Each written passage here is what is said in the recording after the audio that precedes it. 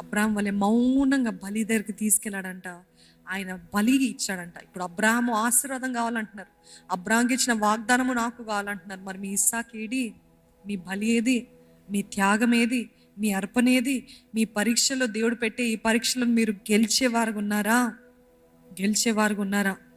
దేవునితోటి ఒకటే కావాలండి, ఏంటి తెలుసా? ఈ వాన్స్ కన్సిస్టెన్సీ. స్థిరంగా దేవునితో ఉండేవారు, స్థిరంగా ఉండేవాళ్ళు కావాలి.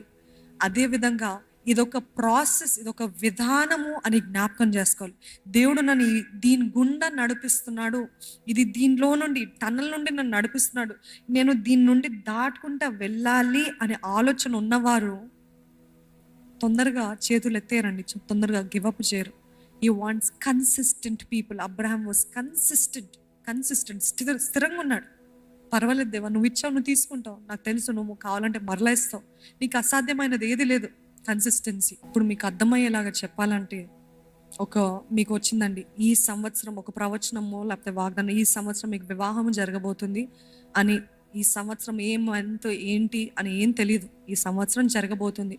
అది దైవజనుని ప్రేరేపణలో లేకపోతే మీకు వాగ్దానం బట్టి, దేవుడిచ్చిన వాగ్దానం బట్టి మీకు తెలుసు ఈ సంవత్సరం దేవుడు ఒక గొప్ప కార్యం జరిగిస్తున్నాడని. వెంటనే వస్తుంది ఒక ప్రపోజల్. మీరు అనుకుంటున్నారు, ఇదే దేవుడిచ్చిన వాగ్దానం, ఇదే ఐఎమ్ సీయింగ్ ద ఫుల్ఫిల్మెంట్ అని ఓవర్ ఎక్సైట్ అయిపోతుంటారు. అయిన తర్వాత ఏం జరుగుతుంది? వాళ్ళు వస్తారు, వెళ్ళిపోతారు, ఫోన్ చేసి నచ్చలేదండి, సెట్ అవ్వదండి, మాకు ఇది కావాలండి. కానీ మీరు సూచన పెట్టుకుని ఇట్లుంటే దేవుని చిత్తము, డౌరీ అడగపోతే దేవుని చిత్తము, ఈ రీతిగా ఉంటే దేవుని చిత్తము అని మీరు అనుకున్నారు. కానీ everything is going against the plan. మీరు అనుకున్న దానికి అన్నిటికీ కూడా వ్యతిరేకంగా వెళ్తుంది. అటువంటి పరిస్థితుల్లో మరలా ఇంకో ప్రపోజల్ వస్తుంది. అట్లా ఒక 5-6 ప్రపోజల్స్ వచ్చినాయి అనుకోండి సంవత్సరంలో.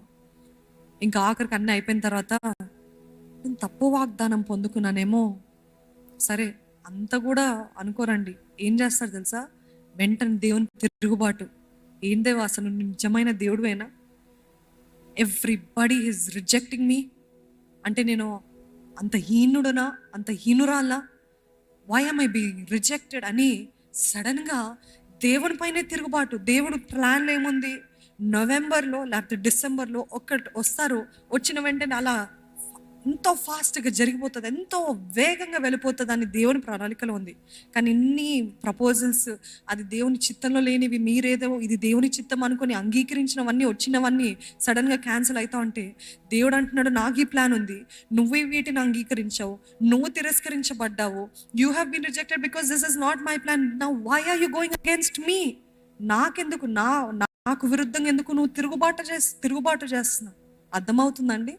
ఈరోజు మన జీవితాల్లో దేవుడు అనుకుంటాడు, ఈ నెలలో మీకు చెప్పాలంటే, సజీవ సాక్షిగా చెప్పాలంటే, 2017లో మేము ఈ ప్రాంతానికి హైదరాబాద్కి రాకముందు 2016లో దేవుణ్ణి అడిగాం.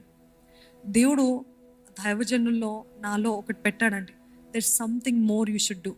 ఏదో ఇదే కాదు, ఇంకా ఏదో ఉంది నువ్వు చేయాల్సింది, ఏదో ఉంది, there some sense of greatness.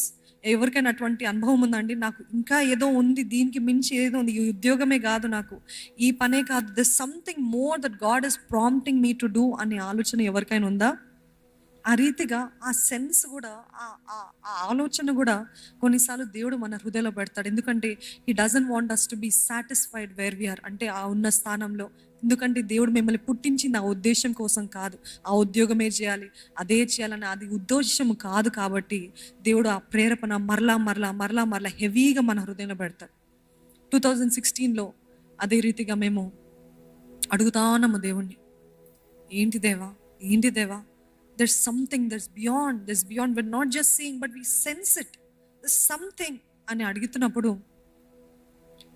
వాగ్దానము ఆ డిసెంబర్ నెలలో ఇంకా వాగ్దానం తీసుకున్నప్పుడు దేవుడు అన్నాడు, I'm going to give you new beginnings అని చెప్పాడు. నూతన ప్రారంభాలు ఇస్తాను అని చెప్పాడు.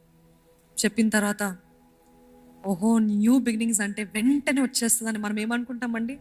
మానవ నైజం కదా, హ్యూమన్ టెండెన్సీ, జనవరిలోనే కనిపించేస్తుంది అని అనుకొని నేను మా రూమ్లో ఒక బోర్డు లాగా ఉంటే 2017 ఇయర్ ఆఫ్ న్యూ బిగినింగ్స్ అని రాసి బిగ్ లెటర్స్లో రాసి పెట్టుకున్నాను. So excited to see what God is about to do. ఏదో గొప్ప కార్యాలు చేస్తాడేమో అనుకున్నామండి, ఏదో గొప్పవి చేస్తాడని అనుకుంటే జనవరి అయిపోయింది, ఫిబ్రవరి అయిపోయింది, March, April, May, June, July, August, September, October, November, mid November అనుకొని చూడండి, 10 నెలలు అయిపోయింది. దేవుడు ఏమన్నాడు? ఈ ఇయర్ నూతన ప్రారంభాలు ఇస్తానన్నాడు. కానీ జరిగేదేంటి? 10 నెలలు గడిచినాయి. ఆ సంవత్సరం అనుభవించినంత వేదన మా జీవితంలో పెళ్ళి అయినప్పటి నుండి ఎప్పుడు అనుభవించలేదండి. మీకు అందరికీ తెలుసు, గత సంవత్సరంలో మన థ్యాంక్స్ గివింగ్ డే రోజు చెప్పాము, మరలా చెప్పదలుచుకోలేదు. కానీ ఆయన ఏడవటము, నేను ఏడవటము, కుమ్లి కుమ్లి కుమ్లి కుమ్లి వెక్కి వెక్కి వెక్కి ఏడుపు. దేవుడు ఏంటి న్యూ బిగినింగ్స్ అన్నాడు, నూతన ప్రారంభాలు అన్నాడు. మేమేంటి ఇక్కడ కూర్చొని ఒట్టి ఒక గదిలో ఏడుస్తానేనాం. What is this Lord? ఎవరికైనా అటువంటి అనుభవం ఉందో? దేవుడు వాగ్దానం అంత ఎత్తుగా చూపించాడు. నా జీవితం చూడు, ఎంతగా వేసారిపోయాను, ఎంతగా అలసిపోయాను, ఎంతగా అడుగంటిపోయింది నా జీవితం. 2017 సడన్లీ నవంబర్, అక్టోబర్లోనే ఎప్పుడో ప్రవచనం ఇచ్చారు. అనుకున్నట్టే, దేవుడు చెప్పినట్టే అతి వేగంగా అనుకున్నట్టే జరిగిపోవడము, మేము హైదరాబాద్కి రావటము జరిగిందండి. God's plans are like. దాని తర్వాత అంతా మీకు తెలుసు, I don't have to explain in detail. కానీ వచ్చిన తర్వాత అన్ని బాగా జరిగిందా? No, everything went against. ఎట్లా అంటే, ఎటువంటి పరిస్థితి వచ్చిందంటే, అసలు మేము నీ చిత్తంలో ఉన్నామా అనే డౌట్ కూడా నాకు వచ్చింది. అటువంటి పరిస్థితిలో ఈరోజు వింటున్న మీరందరికీ కూడా ఒకటే సూచన అండి. ఎప్పుడు మీరు వాగ్దానానికి అతి సమర్పంగా ఉంటారో అంత ఎక్కువగా మీరు త్రొక్కబడతారు, చితికి వేయబడతారు, కన్నీళ్ళ లోయ గుండా వెళ్తారు మీరు. ఎందుకు అని అంటే, ప్రసవ వేదన అంట, ఎప్పుడైతే బిడ్డ బయటికి వచ్చేస్తున్నాడు అనే సమీపంలో అంట కదండి, నేను అనుభవపూర్వకంగా చెప్తున్నా. ఇంకా బిడ్డ వచ్చే ఆ టైంలో ఉంటుంది చూడండి, ఇంకా అదే నా ఆఖరి ఊపిరి అన్నంత స్థితికి ఇంకా ఇట్లా చేతులు ఎత్తేస్తాను. నా వల్ల అవ్వదు, ఈ నొప్పి నేను తట్టుకోలేను, ఈ నొప్పి మరణానికంటే మించిన నొప్పి, నా వల్ల అవ్వదు అనుకునే లోపడే బిడ్డ ఉంటాడండి. ఆ బిడ్డ ఉన్నప్పుడు ఇప్పటివరకు అనుభవించిన నొప్పి అంతా ఏది? Where is all the pain that I've just went through? Look at this beautiful child. ఇంత అందమైన బిడ్డ, ఇంత చక్కటి బిడ్డ, perfect child God has given. అట్లుంటుందండి. ఇప్పుడు మీరు అనుభవించే శ్రమ అంట, రాబోయే మహిమ ముందు ఎన్న తగినవి కాదు. హల్లెలూయా. ఇప్పుడు అనుభవించే శ్రమ అంట, రాబోచున్న మహిమ, దేవుడు ఇవ్వబోచున్న మహిమ ముందు ఇంతేనా, ఇంతదానికా నేను ఇంత బాధపడ్డాను. ఈరోజు మా జీవితంలో మేము చూస్తే, మేము ఒకప్పుడు ఆ కన్నీరు, ఆ బాధ, ఆ వేదన, ఆ శ్రమ, ఆ దుఃఖము, ఆ గేలి, ఆ హేళన, ఆ త్రొక్కబడటం, అనగదొక్కబడటం, ఇవన్నీ చూసినప్పుడు ఇంత గొప్ప మహిమ కోసము ఇది మేము ముందే చూస్తుంటే ఇంకా తీసుకునే వాళ్ళం కదయ్యా. అందుకని దేవుడు చూపించాడండి. ఈరోజు మనం అనుకుంటాం కదా, నాకు చూపించేస్తే అయిపోతుంది. ఈరోజు మాకు ఇవన్నీ చూపించాడు అనుకోండి, అప్పుడే అసలు మేము భూమిపైన ఉంటామా, తగ్గించుకొని ఉంటామా, అనగదొక్కబడతామా, we know where we going అని గర్వం రాదు, అహము రాదు. అందుకని దేవుడు ఏం చేస్తాడు తెలుసా? Black out. ఏమి నెక్స్ట్ స్టెప్ ఏంటిదో తెలీదు, ఏం చేయాలో అర్థం కాదు. కానీ అటువంటి పరిస్థితుల్లో ఈ tested us and brought us. ఎంత ఘనతో అంత శ్రమ, ఎంత ఘనతో అంత కన్నీరు, ఎంత ఘనతో అంత రక్తము పిండబడటమే నిజంగానే అటువంటి పరిస్థితి. అందుకని don't think everything is easy. Everybody has a story. Every great person that you meet in your life has a story. ఎవరైనా గొప్ప స్థానంలో ఉన్నారంటే వారికి ఒక చరిత్ర ఉంది, వారికి ఒక కథ ఉంది. ఎవరు కూడా అంత సులభంగా పైకి రారండి. ఈరోజు మీకు ఏది ఎక్కినా ఎక్కకపోయినా ఇది మాత్రం చెప్పగలుగుతాను, దేవునితో నడవండి, దేవునితోటే ఉండండి. Just stay with God. ఆయనే నడిపిస్తాడండి. వాట్ ఎవర్ హీ ఆస్క్స్, అది చిన్న పని అయినా, పెద్ద పని అయినా, గొప్ప పని అయినా, చాలా హీనమైన పని అయినా చేయండి, సిద్ధంగా ఉండండి. Whatever he asks of you, do it. After season of preparation is a season of manifestation. Hallelujah. ఈ సిద్ధపడిన సమయం తర్వాత వస్తుంది ఏంటి తెలుసా? నెరవేర్పు సమయము, నెరవేర్చబడే కాలము వస్తుంది. ఇదంతా కూడా సిద్ధపరిచే సమయము దేవుడు మనకిచ్చాడు. సిద్ధపరిచే సమయము, వివాహం కాకముందు సిద్ధపడే సమయము దేవుడు నాకు ఇచ్చాడండి. 4 సంవత్సరాలు. ఆ 4 సంవత్సరాలు ఎంత భయంకరమైన శ్రమను మీరు అనుకుంటున్నారేమో, వివాహం అయిన తర్వాతనే శ్రమలు, లేకపోతే సేవకి రాకముందే శ్రమలు అని. నేను ఇందాక చెప్పినట్టు గ్రేడ్ 1, గ్రేడ్ 2, గ్రేడ్ 3, గ్రేడ్ 4 లాగా వివాహానికి ముందు ఒక ఎత్తు, వివాహం అయిన తర్వాత ఒక ఎత్తు, సేవకి రాకముందు ఒక ఎత్తు, సేవకు వచ్చిన తర్వాత ఇంకో ఎత్తు, ఇంకా అవుట్రీచ్ చేయకముందు ఒక ఎత్తు, ఇంకా లోకమంతా బూదిగంతాలంటే ఇంకెంత ఎత్తులోకి దేవుడు నడిపిస్తాడో నాకైతే తెలియదు. కానీ నేను మాత్రం ఒకటే చెప్పగలను, దేవా నీ కృప ఉంటే నేను వెళ్తానయ్యా, నీ కృప నీ తోడుంటే అది మాత్రము చాలయ్యా. బికాస్ ఎవ్రీ టెస్ట్ ఫీల్స్, నాకు స్వతహాగా వ్యక్తిగతంగా నేను చెప్పగలుగుతాను, ఇదే అంతమేమో, ఇదే ఆఖరేమో, నేను ఇంకో రోజు చూడనేమో అన్నంత భయంకరంగా దేవుడు పరీక్షిస్తాడండి. వివాహానికి ముందు కూడా 4 సంవత్సరాలు దేవుడు పరీక్షించాడు, పరిశుద్ధతను పరీక్షించాడు, నమ్మకత్వాన్ని పరీక్షించాడు, ప్రార్థన జీవితాన్ని పరీక్షించాడు, వాక్యాన్ని చదివే జీవితాన్ని పరీక్షించాడు. ఆ 4 సంవత్సరాలు ఎంత శ్రమ అంటే, ఆ శ్రమలో నేను దేవునికి దగ్గరైనంత రీతిగా మరి ఇంకెప్పుడు నాకు ఆ సమయం రాలేదు. దేవుని సన్నిధిలో చెప్తున్నాను, ఈరోజు దేవుని వాక్యం చెప్తున్నాను. కానీ ఆ రోజు నేను దేవునికి సన్నిహితంగా ఉన్నంత సాన్నిహిత్యము ఇప్పటివరకు నేను మరలా, కానీ I understood that is the season of preparation before the season of manifestation. Hallelujah. అదంతా సిద్ధపడే సమయము దేవుడు నాకు ఇచ్చాడు. ఈ సీజన్ అంతా ఏంటి తెలుసా, ఆ నెరవేర్పులోకి దేవుడు నడిపిస్తున్నాడు, నెరవేర్పులోకి నన్ను నడిపిస్తున్నాడు. ఈరోజు సీజన్ ఆఫ్ ప్రిపరేషన్లో ఉన్నారండి. నెరవేర్పు కాలము వస్తుంది, కానీ ఆ నెరవేర్పుకి కావాల్సింది ఈ సిద్ధపాటు. ఈ సిద్ధపాటు లేకపోతే ఆ నెరవేర్పు కాలం రాదు. ఒకవేళ వచ్చినా తాత్కాలికమే, టెంపరీయే ఉంటుంది. సో వ్యక్తిపరచబడటము, నెరవేర్చబడటము కావాలంటే హెబ్రీల్కి రాసిన పత్రిక 6వ అధ్యాయము 15వ వచనం. హెబ్రీల్కి రాసిన పత్రిక 6వ అధ్యాయం 15.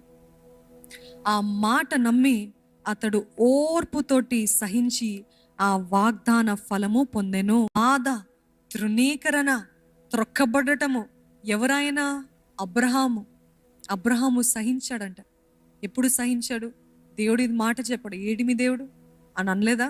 సారా అనిందేమో, లేకపోతే ఆయన చుట్టూన్నవారు అన్నారేమో. అసలు ఆయనకు చాలా మంది దాసులు, అనేక మంది పరిచారకులు, వారందరూ అన్నారేమో, నువ్వు చెప్పావు మరి 25 years అయిందయ్యా, వేర్ ఇస్ ద ప్రామిస్? ఈరోజు ఓర్పుతో సహించాడు కాబట్టి ఆ వాగ్దాన ఫలము పొందెను. నేను కూడా ఓర్పుతో సహనముతో సహిస్తూ నేను వాగ్దాన ఫలము పొందబోతున్నాను అని నమ్మిన వారు మాత్రమే చేతులు ఎత్తి బిగ్గరగా హల్లెలూయా చెప్తారా అండి? Nobody will understand around you. నీ చుట్టూన్న వారికి ఎవరికి అర్థం కాదు. కానీ can you still keep doing the same thing that God has asked you to do? దేవుడు చెప్పింది అలానే చేసుకుంటూ వెళ్ళేవారు ఉన్నారా? Can you still keep on pushing, keep on doing just because God has told you? దేవుడు చెప్పాడు కాబట్టి చేస్తున్నాను. ఎన్ని మాటలైనా, ఎంత నింద అయినా, ఎంత గేలి అయినా, ఎంత హేళనైనా చేయండి, దేవుడు చెప్పాడు కాబట్టి నేను చేస్తాను. అది మీ ప్రిపరేషన్ సమయం అండి, అది మీరు సిద్ధపడే సమయం. నిర్లక్ష్యపరచకండి, చేతులు ఎత్తేయకండి. నవ్వుతారు మనుషులు చూసి నవ్వుతారు. ఏం చేసేది, ఏంటి నువ్వు చేసేదని. Doesn't matter. Test might be long. Our God is a God of suddenly. Hallelujah. అకస్మాత్తుగా జరిగించే దేవుడు అండి.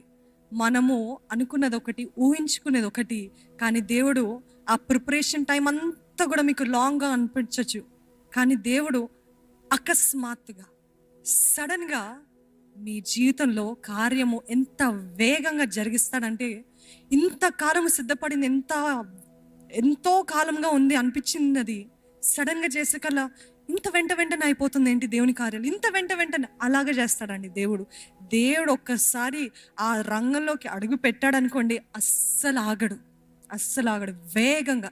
He's a God of suddenly and he's a God of speed. He will make everything happen like this. కానీ ఆ preparation time takes a long time.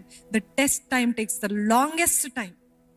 ఆ test టైంలోనే వస్తాయి సందేహాలు, ఆ టెస్ట్ టైంలోనే వస్తాయి అనుమానాలు, ఆ టెస్ట్ టైంలోనే వస్తాయి అన్ని అక్కర్లేని ఆలోచనలు, గివప్ చేయాలన్న ఆలోచనలు. కానీ దేవుడు అంటున్నాడు, I am a God of suddenly. మనం చూసినట్లయితే యోసేపు జీవితంలో కూడా చూసినట్లయితే ఏం జరుగుతుందండి? One day he was in a prison. ఒకరోజు చెరసాలలో ఉన్నాడు, ఇంకో రోజు ఎక్కడున్నాడు? ప్రధాన మంత్రిగా. He became the prime minister just the day before. ఆ మరుసటి దినమే, ఆ ముందు దినమే ఏంటి, చెరసాలలో. అసలు నాకు ఇక్కడ నుండి విముక్తుందా అన్న పరిస్థితిలో ఉన్నవాడు suddenly today if you want God to do suddenly, are you hoping and are you believing in the process that God is taking you? మిమ్మల్ని దీని గుండా నడిపిస్తున్నాడండి దేవుడు. అడుగుతున్న దేవా ఏది, దేవా ఈ వాగ్దానం ఏది, దేవా ఎప్పుడు నెరవేరుస్తావు, దేవా దేవా దేవా అని అడుగుతున్నారు. అది 5 సంవత్సరాలు అవ్వచ్చేమో, 10 సంవత్సరాలు అవ్వచ్చేమో, కానీ దేవుడు అకస్మాత్తుగా వచ్చి మన జీవితంలో ఆయన కార్యాన్ని జరిగిస్తాడు. హల్లెలూయా.